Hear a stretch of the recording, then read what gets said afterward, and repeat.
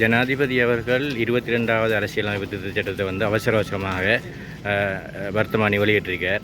இதே நேரத்தில் எதிர்க்கட்சிகள் இது ஜனாதிபதியின் சூழ்ச்சியாகவும் தேர்தலை பிற்படுவதற்காகவும் இல்லை கால நீடிப்பு எடுப்பதற்காக தான் இந்த நடவடிக்கை இருக்கிறதா குற்றச்சாட்டு முன்வைக்கப்படுது. இதை நீங்கள் எவ்வாறு பார்க்குறீங்க? பொதுவாக இன்றைக்கி அவர் தான் ஜனாதிபதி. அவசரமாக செய்கிறதுக்கு அவரோட ஜனாதிபதியோட வேலை பண்ணி இருக்குது. தேர்தல் முடிஞ்சு அடுத்த ஜனாதிபதி அவரே தேர்ந்தெடுக்கப்படலாம், இல்லைன்னா அது ஜனநாயக முறையில் யாருனாலும் வரலாம். அது நம்ம இன்றைக்கி சொல்ல முடியாது யாரும். ஜனநாயக முறையில் ஜனாதிபதி அவர்கள் முன்னெடுக்கிற வேலை திட்டம் ஜனாதிபதிக்கு உட்பட்ட பவர்ஸுக்குள்ள அன்றைக்கி நைட்டு 12 மணி வரைக்கும் அவருக்கு எடுக்கிறதுக்கான அதிகாரம் இருக்குது. அதனால் இது அவசரமாக மெதுவாக செய்கிறது.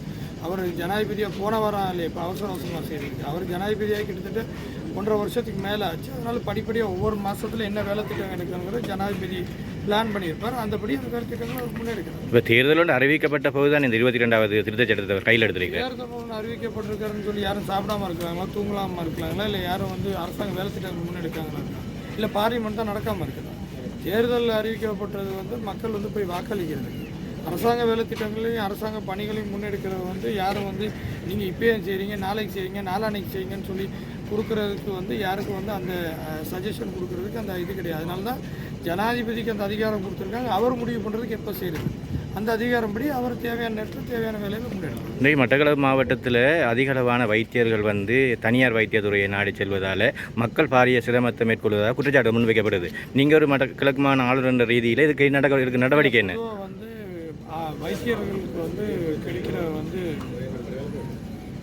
சேலரியும் இது ரொம்ப கம்மிங்கிற மாதிரி நான் நினைக்கிறேன். ஏன்னா இதே இது ஒரு வெளிநாட்டில் போயிட்டு வேறு நாட்டில் போயிட்டு ஒரு வேலை செஞ்சால் வைத்தியர்களுக்குள்ள சலுகைகளும் அவருக்கு வாய்ப்புகளும் அதிகமாக இருக்குது.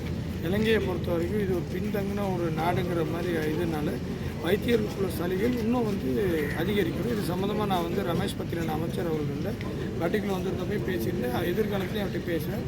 வைத்தியர்களுக்கு அதிகமாக ஊக்குவிக்கிறதுக்கான சலுகைகளும் அவருக்குள்ள சம்பள அதிகரிப்பும் வழங்கும் பட்சத்தில் கண்டிப்பாக அரசு துறையில் அதிகம் ஆர்வம் காட்டுவாங்க செயல்படுத்துறது தனியார் துறையில்.